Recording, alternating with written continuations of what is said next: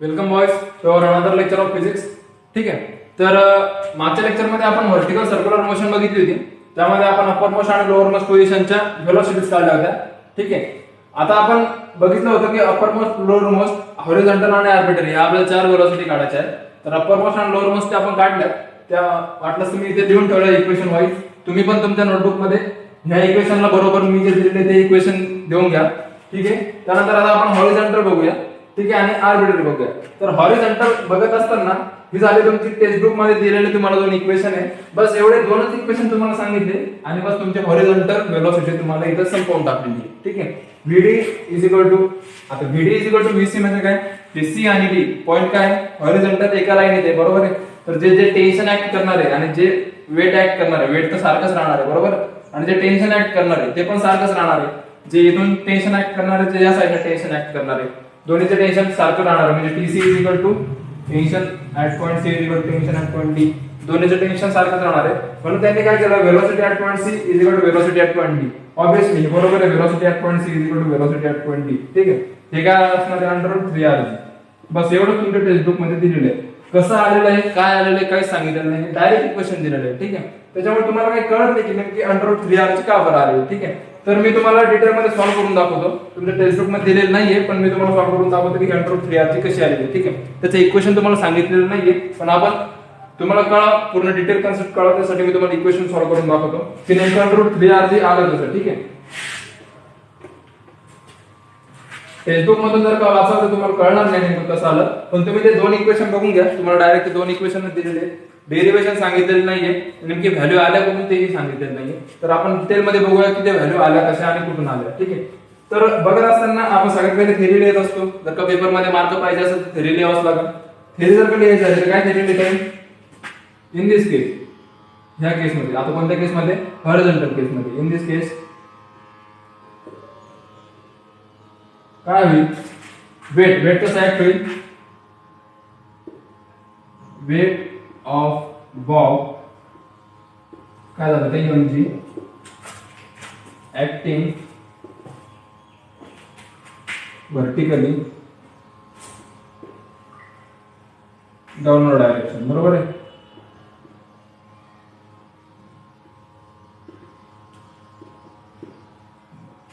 कसं ऍक्ट होते, vertically downward direction. And tension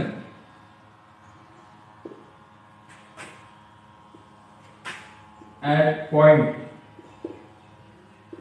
C and D. हे कोणता पॉइंट बघतो आपण, C आणि D पॉइंट बघतो. Tension at point C and D at acting horizontally. कसं ऍक्ट होता, हॉरिझॉन्टली आणि काय, टुवर्ड्स द हॉरिझॉन्टल ऍक्ट होता आणि टुवर्ड्स द सेंटर ऍक्ट होता. ठीक आहे. इथपर्यंत आला क्लिअर. आणि TC is equal to TD. ठीक आहे. ते दॅट इज असेल TC is equal to TD. Tension at point C is equal to tension at point D. ठीक आहे. असं इथं मेन्शन करून ठेवा. ठीक आहे. आता हा झाला आपला थेरॉटिकल भाग. अजून काय थेरॉटिकल भाग लिहिता येईल, की the force acting due to tension. Force acting due to tension, हे हा टेन्शन जो फोर्स ऍक्ट करतोय, ठीक आहे, तो कोणता फोर्स आहे, centripetal force. Towards the centre force act करतोय टेन्शन. जर का टुवर्ड्स द सेंटर एखादा फोर्स ऍक्ट होत असेल तर तो कोणता फोर्स आला, सेंट्रिपिटल फोर्स. ठीक आहे. The force acting due to tension is centripetal force. आणि आपण सेंट्रिपिटल फोर्सची व्हॅल्यू माहिती आहे. तर याच्यावरून आपण काय करू शकतो, इक्वेशन मांडू शकतो. ठीक आहे. तुम्ही व्हिडिओ पॉज करा, एवढा नोट डाऊन करून घ्या, आपण समोरचं बघूया.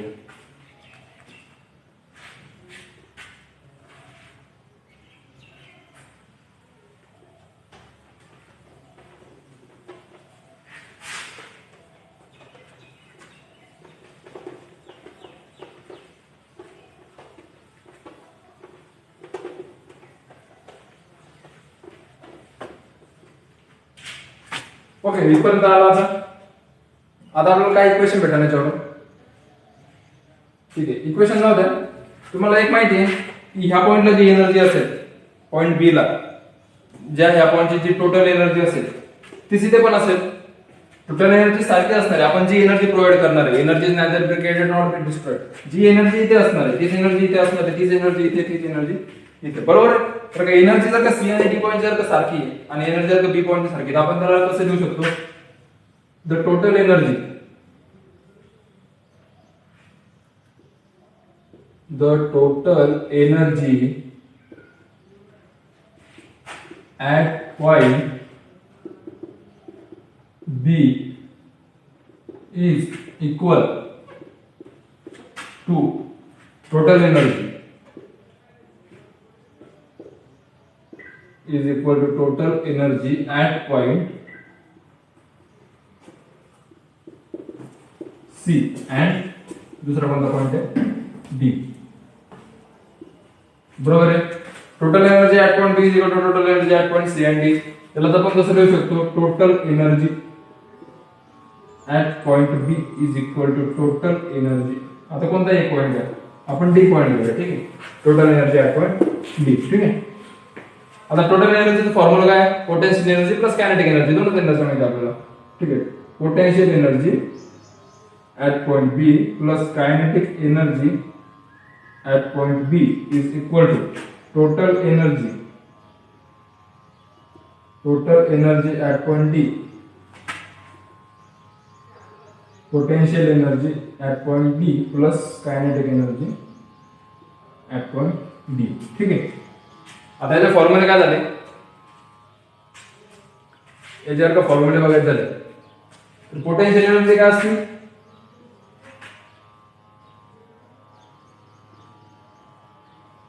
पोटेन्शियल एनर्जी काय असते, एमजीएच मशाले असते, एमजीएच. ठीक आहे, एमडीएच आहे, आपण एमजीएच म्हणतो. ठीक आहे. पोटेन्शियल एनर्जी काय असते, एमजीएच असते. त्यानंतर इकडे काय असते, 1/2 एम व्ही बी चा स्क्वेअर. बरोबर आहे, कारण ऍट पॉइंट बी आहे ना, velocity at point B is equal to potential energy काय असते, एम जी एच, एच म्हणजे काय झाली, हाईट झाली, प्लस कायनेटिक एनर्जी काय असते, 1/2 एम व्ही डी चा स्क्वेअर. डी का बरं, कारण ऍट पॉइंट डी आहे. बरोबर. आता इथे जर का हाईट जर का मोजायची झाली, पोटेन्शियल एनर्जी ऍट पॉइंट बी ला हाईट किती आहे, हाईट 0 आहे ना. बरोबर आहे. हे काय झालं, डाउनलोड झालं नाही, हाईट किती झाली, इथे 0 झाली. याची हाईट काय झाली, इथे 0 झाली, म्हणजे ही पूर्ण टर्म काय झाली, 0 झाली. इथे पोटेन्शियल एनर्जी काय असणार आहे, 0 असणार आहे. बरोबर आहे. पोटेन्शियल एनर्जी या ठिकाणी 0 असणार आहे. हे काय झालं, 1/2 एम व्ही बी चा स्क्वेअर. बरोबर आहे.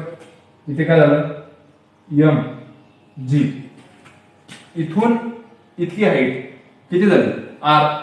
या पॉइंट पासून सेंटर पर्यंतची हाईट किती झाली, आर झाली. आणि तीच आर कशाला पॅरलल आहे, डी ला पॅरलल आहे, सी ला पॅरलल आहे. म्हणजे बी पासून ते सी पर्यंतची किती हाईट झाली, आर झाली. इथून इतकी हाईट किती झाली, आर, रेडियस. बरोबर आहे. म्हणजे एम याच्या ठिकाणी काय असणार आहे, आर असणार आहे. इथपर्यंत क्लिअर झालं. प्लस 1/2 एम व्ही डी चा स्क्वेअर. इथपर्यंत आलं. आता हे 0 plus 1/2 M V square, 1/2 M V square. Okay. इथे काय होईल, 1/2 एम व्ही बी चा स्क्वेअर. ही टर्म इकडे कन्फर्म झाली. इकडे काय झालं, M G R plus 1/2 M V D चा स्क्वेअर. इथपर्यंत आपण आलो. ठीक आहे. आता काय करायचं, ह्या दोन टर्म इकडे घेऊया. ठीक आहे.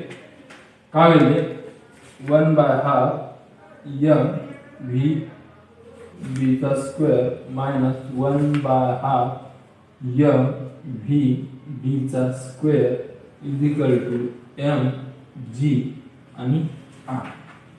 बरोबर आहे. आता 1/2 एम या दोन्ही टर्म तुम्हाला कॉमन दिसते, ते कॉमन काढा. काय राहील, फक्त व्ही मायनस व्ही डी. ठीक आहे. तर जागा नाहीये तर मी वरचं इरेज करतो. ठीक आहे. तुम्ही नोट डाऊन करून घ्या, व्हिडिओ पॉज करून.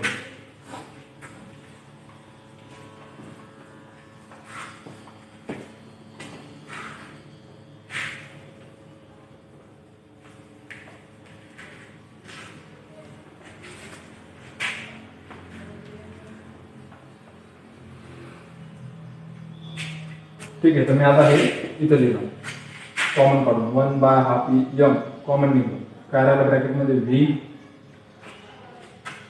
b चा स्क्वेअर मायनस v d चा स्क्वेअर.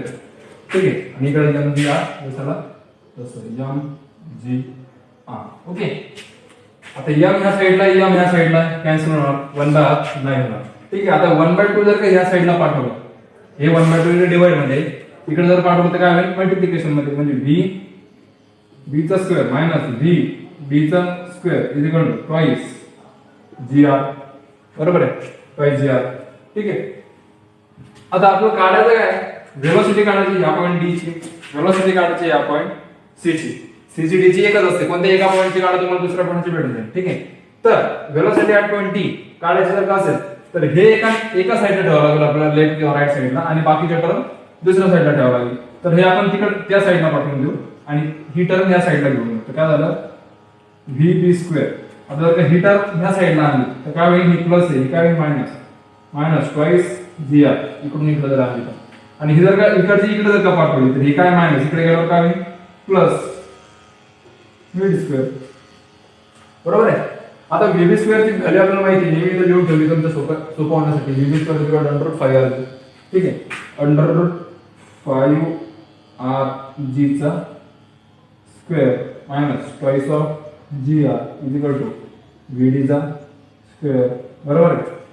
आता याचा जर का स्क्वेअर केला √5rg चा तर स्क्वेअर रूट निघून जाईल स्क्वेअर आणि स्क्वेअर रूट गेट कॅन्सल फक्त काय राहील 5rg राहील 5rg minus twice rg is equal to vd चा स्क्वेअर. ओके. आता काय राहील 5 - 2 3 राहील म्हणजे vd चा स्क्वेअर.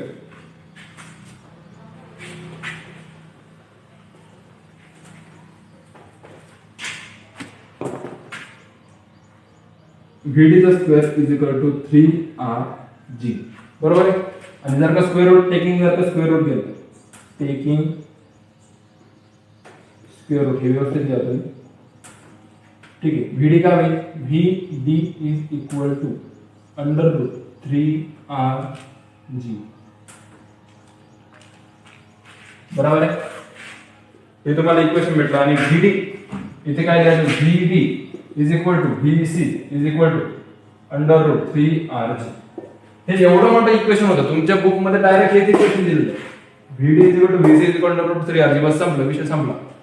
काय आलं कसं आलं कुठून आलं हे मी तुम्हाला इथं सांगितलं. ठीक आहे. आता आपण अप्पर मोस्ट बघितली लोअर मोस्ट बघितली.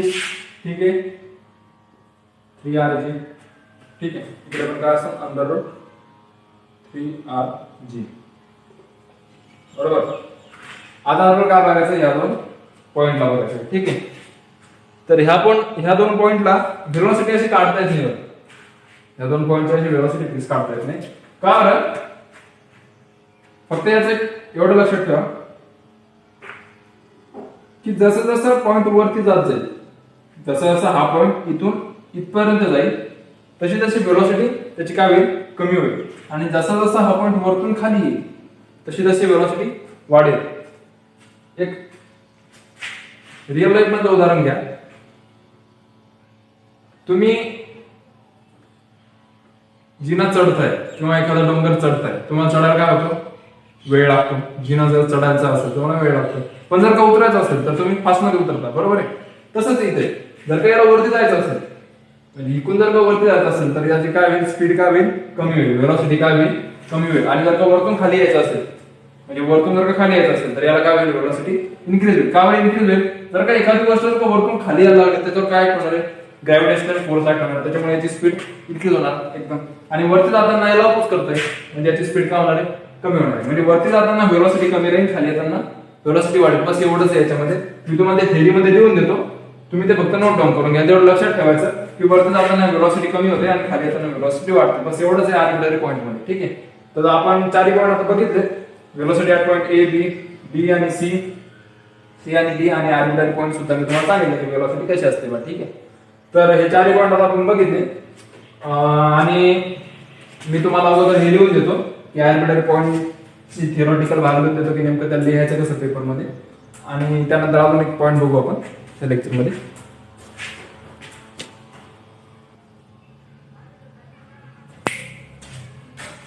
ठीक आहे. तर आता आर्बिट्ररी इक्वेशन मी तुम्हाला काय सांगितलं, force due to the tension and weight is neither along the same line or nor perpendicular. ठीक आहे. Tangential component of weight is used to change the speed, it decrease the speed while going up and decrease the speed while coming down. बस एवढंच आहे त्याच्यात. Force due to the tension and weight are neither along same line, म्हणजे tension आणि weight same लाईनला आहे का नाही हे बघा. वेट खाली होणार डाऊनवर्ड डायरेक्शनला, इकडे वेट mg. ठीक आहे. आणि टेन्शन इकडे, परपेंडिकुलर पण नाहीये आणि पॅरलल पण नाहीये. ठीक आहे. एवढं सांगितलं त्याच्यात. Tangential component of weight is used to change the speed. हे जो टँजेन्शियल कंपोनेंट आहे हा काय करतोय, स्पीड चेंज करतोय ठिकठिकाणी, कारण टेन्शन इकडे लागतं, इकडे लागतं, इकडे लागतं, इकडे लागतं. ठीक आहे. तर ठिकठिकाणी तो काय करतोय, स्पीड चेंज करण्याचं काम करतोय. तो स्पीड चेंज कशी करेल, स्पीड चेंज कशी करेल तो, की जेव्हा वरती जात असेल, जेव्हा खालून आपण वरती जाऊ तेव्हा स्पीड इन्क्रीज करेल, तेव्हा स्पीड डिक्रीज करेल, आणि जेव्हा वरतून खाली येईल तेव्हा स्पीड इन्क्रीज करेल. ठीक आहे. It decrease the speed while going up, म्हणजे वरती जाण्याच्या टायमाला स्पीड डिक्रीज करेल आणि इन्क्रीज व्हाइल कमिंग डाऊन, खाली येण्याच्या टायमाला स्पीड वाढवेल. ठीक आहे. एवढंच या पॉइंट मध्ये, आर्बिट्ररी पॉइंट मध्ये. ठीक आहे. तर ओके, तर आता यातला लास्ट पॉइंट आपल्याला बघायचा आहे की जे आपण व्हर्टिकल सर्क्युलर मोशन घेतली. ठीक आहे. त्याच्यामध्ये हा ए पॉइंट होता, हा बी पॉइंट होता. ठीक आहे. तर ह्या दोन पॉइंट मधलं टेन्शनचं जे डिफरन्स आहे, डिफरन्स बिटवीन टेन्शन, ह्या दोन पॉइंट मध्ये ह्या दोन पॉइंटच्या टेन्शन मध्ये आता काय डिफरन्स आहे, ठीक आहे, तो आपल्याला फाइंड आउट करायचा आहे. तर जर का तो डिफरन्स आपल्याला फाइंड आउट करायचा असेल तर ह्या दोन इक्वेशनची आपल्याला गरज पडणार आहे. ठीक आहे. तर काय करायचं त्या दोन याचा डिफरन्स फाइंड आउट करण्यासाठी, की सबस्टिट्यूट करायचं इक्वेशन 3 इक्वेशन 1 मधून. ओके. काय करायचं, सबट्रॅक्ट करायचं, subtract equation 1 from equation 3. Equation 3 मधून इक्वेशन 1 काय करायचं, सबट्रॅक्ट करायचं. ते कसं होईल, इक्वेशन 3 काय, TB minus mg, okay, minus TA plus mg. इथपर्यंत क्लिअर. ठीक आहे. आता दुसरं काय, m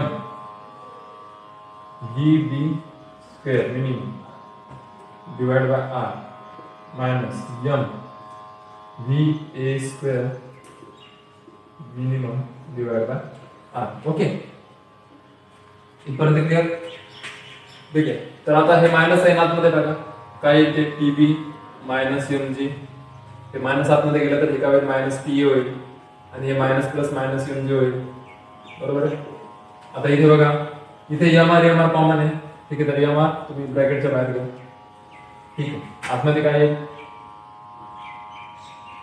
vb चा स्क्वेअर येईल, vb मिनिमम चा स्क्वेअर मायनस va मिनिमम चा स्क्वेअर. ओके. इथपर्यंत आलं.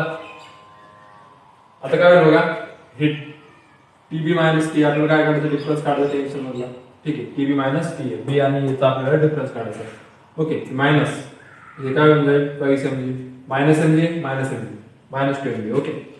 आता याच्यानंतर हे m r. आता इथे काय आहे, याच्यामध्ये काय आहे हे बघा, इक्वेशन 5 मध्ये तुम्हाला दिलेले vb square minus v square, vb square minus v square, काय याची व्हॅल्यू 4rg. जशीला तशी पुट करून टाकायची, 4rg. फ्रॉम इक्वेशन कुठून घेतला आपण, फ्रॉम इक्वेशन 5 वरून घेतला आपण. ओके. ते आपण फ्रॉम इक्वेशन 5 वरून घेतलं. आता याच्यानंतर काय करायचं, टीबी मायनस TA, हा आर आणि हा आर काय कॅन्सल होईल, minus 2mg is equal to हे काय होईल, 4 ऑफ mg. हा कॅन्सल झाला, इथे काय राहिलं 4g आणि m म्हणजे काय राहिलं 4mg. आता बघा इथे काय 2mg, इथे काय 4mg. आपल्याला काय काढायचं, डिफरन्स काढतो, म्हणजे काय टीबी मायनस TA हेच आपल्याला फाइंड आउट करायचं. TB minus TA is equal to, आता हे मायनस 2mg जर का या साईडला गेलं तर काय होईल, प्लस 2mg होईल, प्लस 5mg. ओके. आता 4mg plus 5mg is equal to 6 of mg. हेच काय झालं, तुमचा डिफरन्स झाला, टीबी मायनस टीबी. टेन्शन मधला जो डिफरन्स आहे तो 6 ऑफ mg झाला. ठीक आहे. आता टेन्शन मधला डिफरन्स 6 ऑफ mg झाला म्हणजे काय झालं,